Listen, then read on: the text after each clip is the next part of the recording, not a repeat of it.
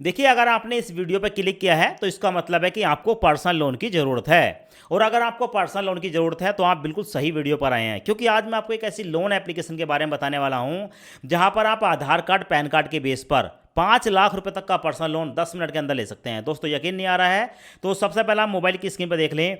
जब मैंने यहाँ पर लोन के लिए अप्लाई किया तो हमारा जो अप्रूवल निकल कर आया है, मैं अपने केस में बता रहा हूँ, 50,000 रुपये से लेकर 4,55,000 रुपये तक का लोन मेरे को मिल रहा है। यहाँ पर आप बड़ा बड़ा देख सकते हैं। और इस लोन को मैं 12 महीने, ठीक है, उसके बाद 24 महीने, 36 महीने और नहीं 30 महीने और 36 महीने तक के लिए ले सकता हूँ। देखो, ये जो एप्लीकेशन होने वाली है ना, आरबीआई द्वारा अप्रूव्ड एनबीएफसी से आपको लोन प्रोवाइड कराती है।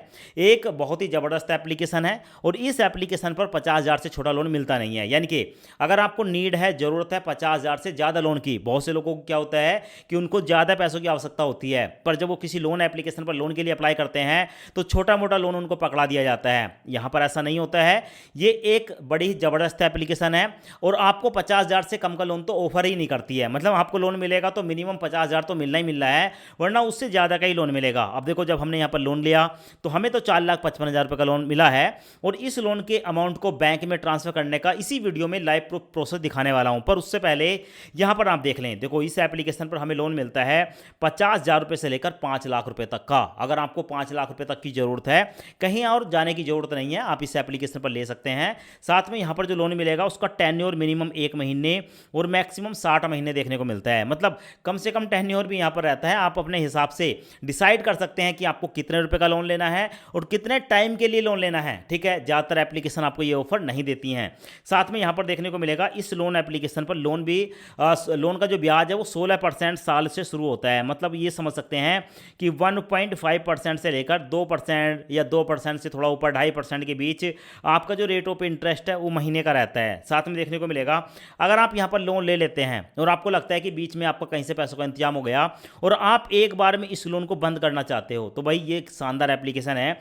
लोन समय से पहले बंद करने पर कोई भी फोरक्लोजर चार्ज नहीं लिया जाता। मतलब जितना बकाया पैसा है ना, उतना ही पैसा आपको देना है। तो ये जो बेनिफिट है ना, ज़्यादातर एप्लीकेशन में होता ही नहीं है। वो चाहते हैं कि भाई लंबे से लंबे समय तक आप लोन चलाएं और ज़्यादा समय तक जो है उनको ब्याज मिलता रहे, पर यहाँ पर ऐसा बिल्कुल भी नहीं है। साथ में यहाँ पर लोन कौन अप्लाई कर सकता है? आप एक सैलरीड कस्टमर है या सेल्फ एम्प्लॉय हैं, दोनों केस में लोन ले सकते हैं। ठीक है, बस आपकी कुछ ना कुछ इनकम होनी चाहिए और आपका जो है पहले से सिविल स्कोर बना होना चाहिए। मैं आपको लोन अप्लाई करने का कंप्लीट प्रोसेस दिखा देता हूं। पहले एक बार आप प्रोसेस देख लें, उसके बाद लोन के लिए अप्लाई करें। वीडियो के डिस्क्रिप्शन में आपको डायरेक्ट लिंक मिलेगा। जैसे आप लिंक पर क्लिक करेंगे आपके सामने ये वाला पेज आएगा। यहाँ पर आपको देखने को मिलेगा, अगर आप एक सैलरीड पर्सन है तो यहाँ पर आप 15 लाख रुपए तक का लोन ले सकते हैं और अगर आप एक सेल्फ एम्प्लॉय हैं तो 5 लाख रुपए तक का लोन ले सकते हैं। सबसे पहले यहाँ पर आप अपना मोबाइल नंबर डालेंगे जो आपके आधार कार्ड के साथ लिंक हो। उसके बाद आपके आधार कार्ड के साथ लिंक मोबाइल नंबर पर एक ओटीपी आएगा, ओटीपी यहाँ पर डालेंगे। ओटीपी डालने के बाद यहाँ पर आपको 3 चेकबॉक्स देखने को मिलेंगे, तीनों को सिलेक्ट कर लेंगे और उसके बाद अप्लाई नाउ पर क्लिक करेंगे। उसके बाद आपसे कुछ परमिशन पूछी जाएगी, परमिशन को अलाउ करेंगे। अब उसके बाद आपके सामने ये वाला इंटरफेस आएगा। यहाँ पर आपको कुछ पर्सनल डिटेल बतानी होती है, जैसा कि सबसे पहले यहाँ पर आप अपने पैन कार्ड का नंबर डालेंगे। उसके बाद आपके पैन कार्ड पर जो आपका नाम है, अपना नाम यहाँ पर डालेंगे। पैन कार्ड पर जो आपकी डेट ऑफ बर्थ है, डेट मंथ ईयर यहाँ पर डालेंगे। उसके बाद यहाँ पर अपनी एक जीमेल आईडी बताएंगे। उसके बाद जेंडर में आप फीमेल हैं, मेल हैं या अदर, किसी एक कैटेगरी को सिलेक्ट करेंगे। और उसके बाद ऑक्यूपेशन में आप सैलरीड पर्सन है, कहीं पर जॉब करते हैं या सेल्फ एम्प्लॉय हैं, आपका अपना कोई बिजनेस है, यहाँ पर आप सिलेक्ट करेंगे। और उसके बाद नीचे देखने को मिलेगा एड्रेस डिटेल, यहाँ पर आप क्लिक करेंगे। यहाँ पर आप अपने घर का एड्रेस डालेंगे।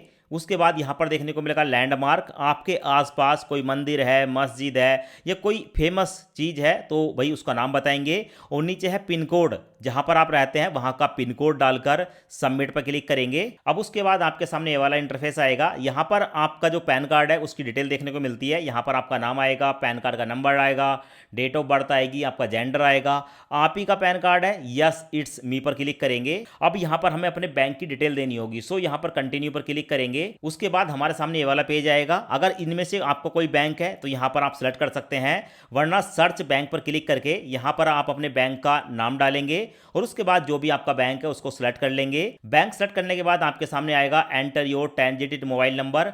आपके बैंक में जो आपका मोबाइल नंबर है, अपना मोबाइल नंबर यहाँ पर डालेंगे और मोबाइल नंबर डालने के बाद नीचे आपको देखने को मिलेगा प्रोसीड वाला ऑप्शन, प्रोसीड पर क्लिक करेंगे।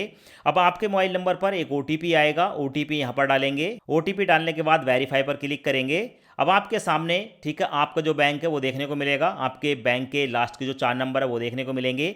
आप ही का बैंक है, लिंक सिलेक्टेड अकाउंट पर क्लिक करेंगे, फिर से आपके मोबाइल नंबर पर एक ओटीपी आएगा, ओटीपी फिर से यहाँ पर डालेंगे और ओटीपी डालने के बाद नीचे आपको एक ऑप्शन देखने को मिलेगा वेरीफाई का, वेरीफाई पर क्लिक करेंगे। जैसे वेरीफाई पर क्लिक करते हैं तो आपके सामने यहाँ पर आपका बैंक आ जाता है, सेविंग अकाउंट। सो नीचे आपको देखने को मिलेगा एग्री वाला ऑप्शन, एग्री पर क्लिक करेंगे। अब उसके बाद आपके सामने आएगा your bank account is connected successfully, हमारा जो बैंक अकाउंट है उसको यहाँ पर फैच कर लिया गया है और हमारे बैंक के स्टेटमेंट के आधार पर जो भी बेस्ट लोन का ऑफर होगा वो आपको यहाँ पर देखने को मिलेगा। सो यहाँ पर आप देख सकते हैं लाइव प्रूफ आपके सामने है, प्रोसेसिंग स्टार्ट हो चुकी है। आपके सामने हमारा जो लोन का ऑफर निकल कर आया है वो 50,000 रुपए से लेकर 4,55,000 के बीच आया है। यहाँ पर आप देख रहे हैं अगर मैं 4,55,000 रुपए का लोन लेता हूँ 36 महीने के लिए तो मेरी ईएमआई जाएगी 18,091 रुपए, यहाँ पर ईएमआई है और साथ में ब्याज देखने को मिलेगा 1 साल का 25%। आप ये मानकर चल सकते हैं कि हमारा महीने का जो ब्याज है वो 2% देखने को मिल रहा है। साथ में यहाँ पर देखने को मिलेगा अगर मैं 4,55,000 रुपए का लोन लेता हूँ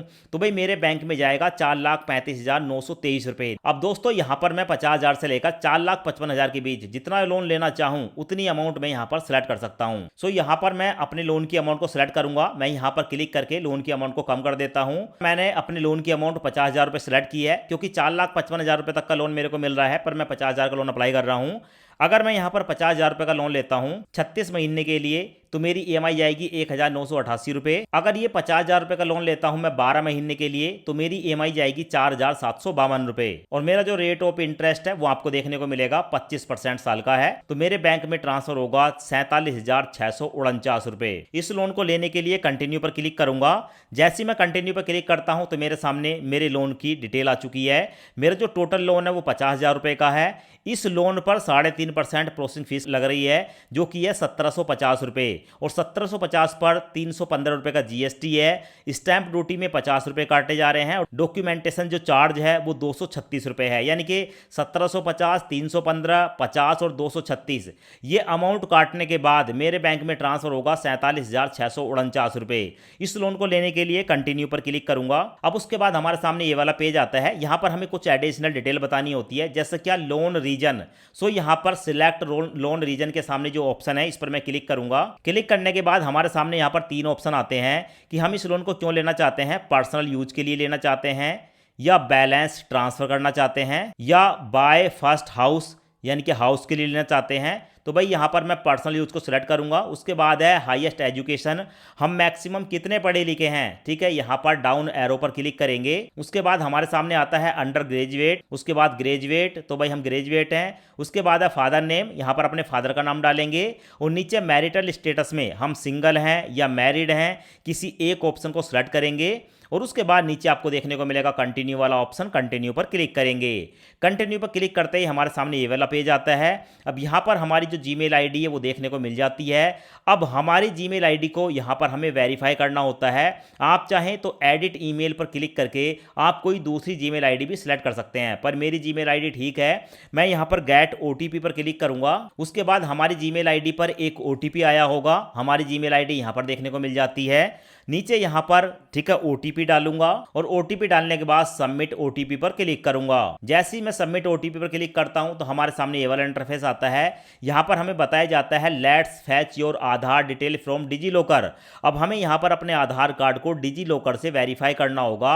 उसके लिए प्रोसीड टू केवाईसी पर क्लिक करूंगा। अब उसके बाद हमारे सामने ये वाला पेज आता है। यहाँ पर अपने आधार कार्ड का नंबर डालूंगा। यहाँ पर कुछ कैप्चा देखने को मिलेगा, इस कैप्चे को यहाँ पर डालूंगा। उसके बाद नेक्स्ट पर क्लिक करूंगा। अब उसके बाद हमारे मोबाइल नंबर पर एक ओटीपी आता है, ओटीपी यहां पर डालूंगा। ओटीपी डालने के बाद नीचे आपको देखने को मिलेगा कंटिन्यू का ऑप्शन, कंटिन्यू पर क्लिक करूंगा।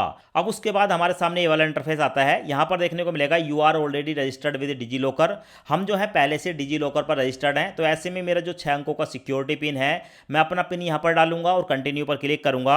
और अगर आपको नहीं पता है कि आपका डिजी लॉकर का सिक्योरिटी पिन क्या है तो आप यहां पर फॉरगेट सिक्योरिटी पिन पर क्लिक करके अपना एक पिन बनाकर उसके बाद यहां पर डालकर कंटिन्यू पर क्लिक करेंगे। उसके बाद हमारे सामने ये वाला इंटरफेस आता आता है, यहाँ पर हमारा आधार कार्ड, पैन कार्ड देखने को मिलता है। आधार कार्ड और पैन कार्ड दोनों ऑप्शन को सिलेक्ट करेंगे। सिलेक्ट करने के बाद अलाउ पर क्लिक करेंगे। अब यहाँ पर डिजी लॉकर से हमारी जो डिटेल है उसको फैच किया जा रहा है। अब उसके बाद हमारे सामने ये वाला इंटरफेस आता है। यहाँ पर है time a take a selfie, हमें एक सेल्फी कैप्चर करनी होती है। सो यहाँ पर टेक अ सेल्फी नाउ पर क्लिक करेंगे और यहाँ पर अपनी एक सेल्फी कैप्चर करके कंटिन्यू पर क्लिक करेंगे। कंटिन्यू पर क्लिक करने के बाद हमारा जो आधार कार्ड का एड्रेस है वो यहाँ पर देखने को मिलता है। हमारा एड्रेस यहाँ पर आ गया, पिन कोड आ गया, स्टेट आ गया और सिटी आ गया। अब यहाँ पर हमसे पूछा जाता है सिलेक्ट ओनरशिप टाइप। ये जो आपका एड्रेस है ये आपके रेंट का घर है, आपका अपना घर है, या आपकी वाइफ का या पति पत्नी का है, या आपके पेरेंट्स का है। तो किसी एक ऑप्शन को सिलेक्ट करेंगे और नीचे देखने को मिलेगा do you reside on the above mention address. ये जो आपका एड्रेस है आप इसी एड्रेस पर रह रहे हैं, तो यस पर क्लिक करेंगे और उसके बाद कंटिन्यू पर क्लिक करेंगे। कंटिन्यू पर क्लिक करने के बाद आपके सामने ये वाला इंटरफेस आता है। अभी यहाँ पर हमने 50,000 रुपये का लोन अप्लाई किया है, तो हमारे लोन की पूरी डिटेल यहाँ पर देखने को मिल जाती है। हमारे बैंक में इतने पैसे ट्रांसफर होंगे। इस लोन को लेने के लिए चेकबॉक्स को सिलेक्ट करेंगे, एग्री टू लोन ऑफर पर क्लिक करेंगे। अब उसके बाद पुणे वाला फिनकोर की तरफ से हमारे सामने लोन का एग्रीमेंट आ जाता है। इस एग्रीमेंट को एक बार पढ़ लेंगे, चेकबॉक्स को सिलेक्ट करेंगे एंड सबमिट पर क्लिक करेंगे। सबमिट पर क्लिक करने के बाद हमारे सामने आता है सेटअप ईएमआई ऑटो पे। अब यहाँ पर ठीक है, जो भी हम लोन ले रहे हैं उसकी हर महीने एक ईएमआई काटी जाएगी। उस ईएमआई को काट लिया जाए उसकी हमें यहाँ पर परमिशन देनी होती है। अब उसके बाद यहाँ पर आपको देखने को मिलेगा बैंक नेम। यहाँ पर अपने बैंक का नाम डालेंगे, अकाउंट नंबर डालेंगे, आईएफएससी कोड डालेंगे और यहाँ पर आपको देखने को मिलेगा सेटअप ऑटो पे।